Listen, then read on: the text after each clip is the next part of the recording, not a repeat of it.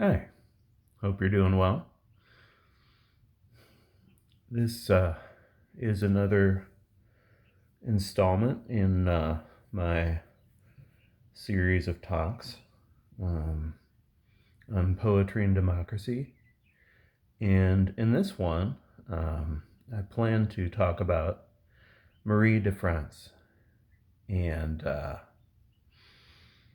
my she was not on my comps list for my PhD. My main kind of way into learning about her in a way that allows me to talk about her and her work is listening to, looking at a presentation on YouTube by Dr. Lori Johnson, I believe is at Kansas State University. Um, and then looking at other online sources kind of come along with that. So,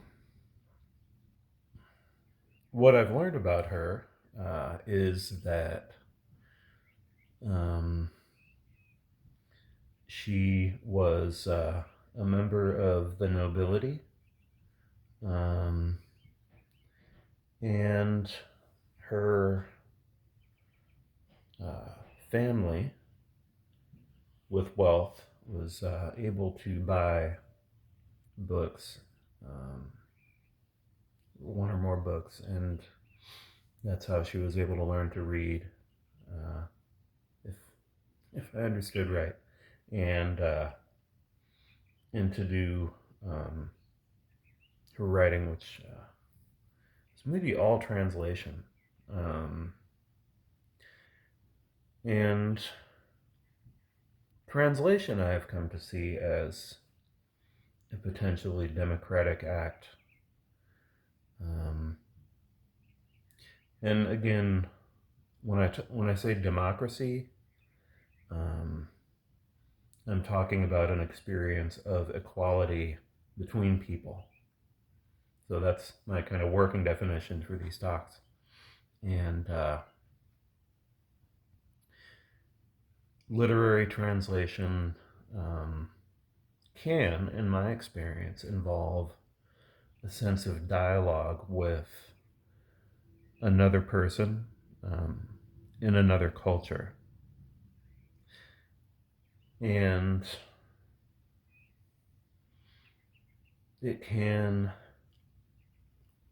rather than replacing the original text that's being translated from, it can involve a sense of partnership, maybe.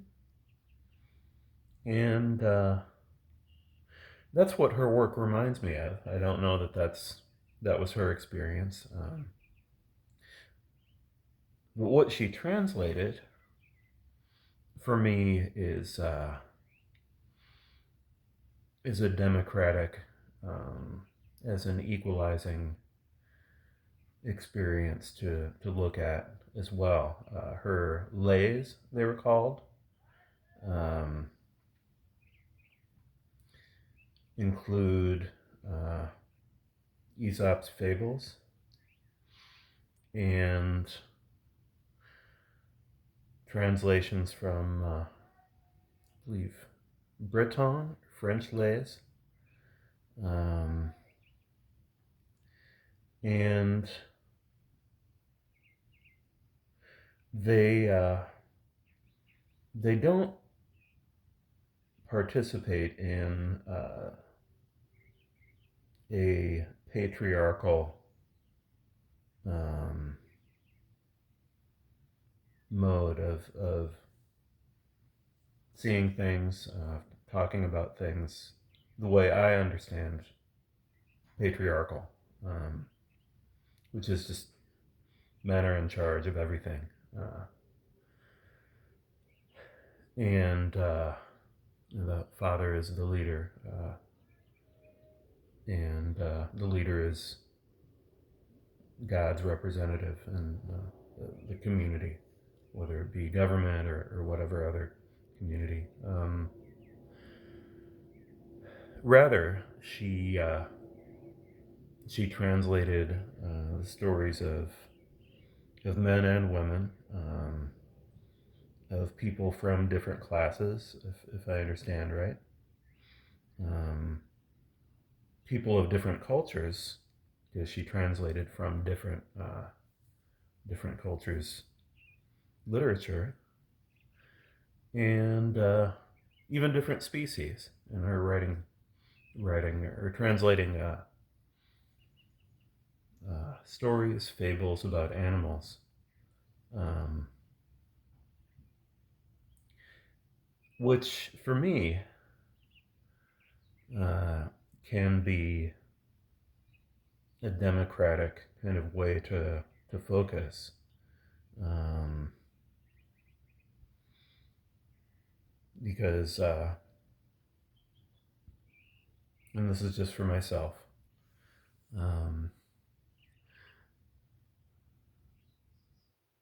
if I and someone from another culture um, are both looking at a cat, for example, um,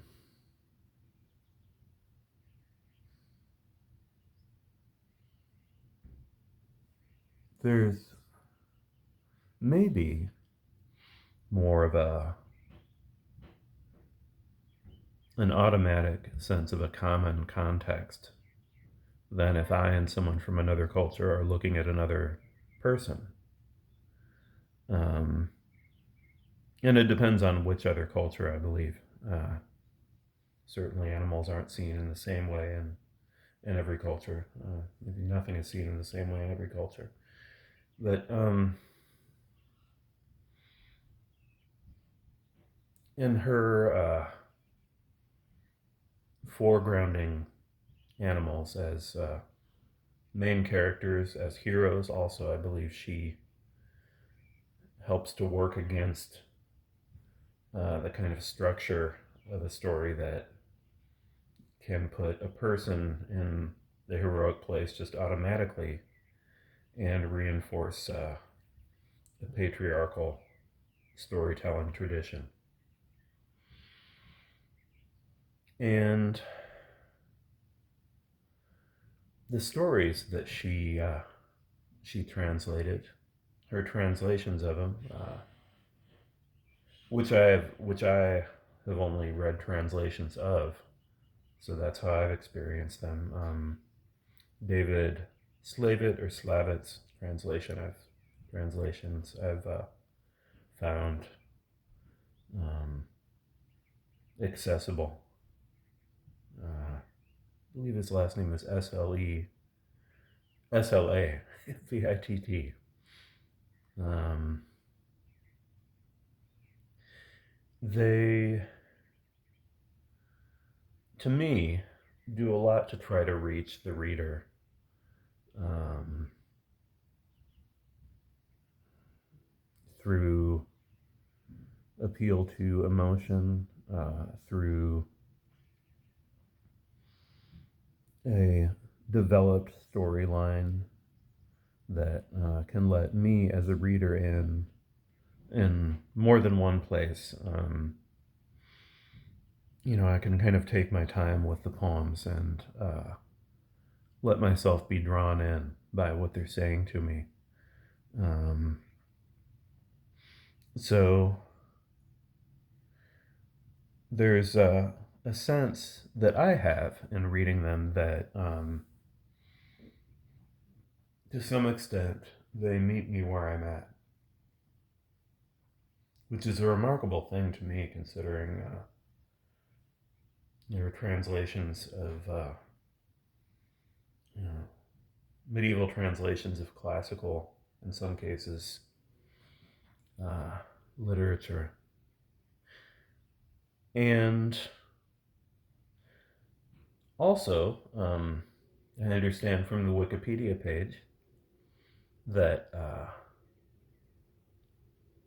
if that page was what I read there was true, she's been credited with writing a saint's life, Saint Audrey, female saint, and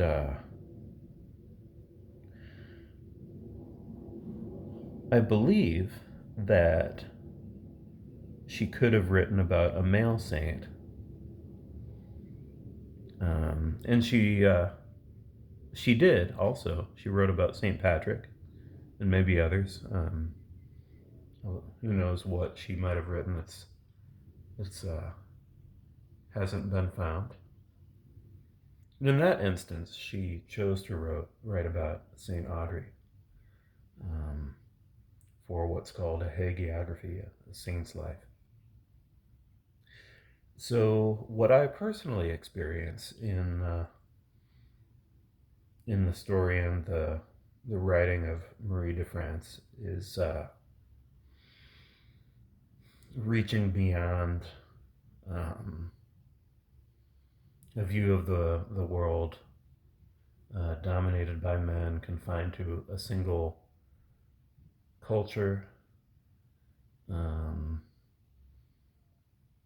you know, dismissive of nature, reaching outside of all of that, to a wider worldview, a more inclusive and a more accessible one. Thanks.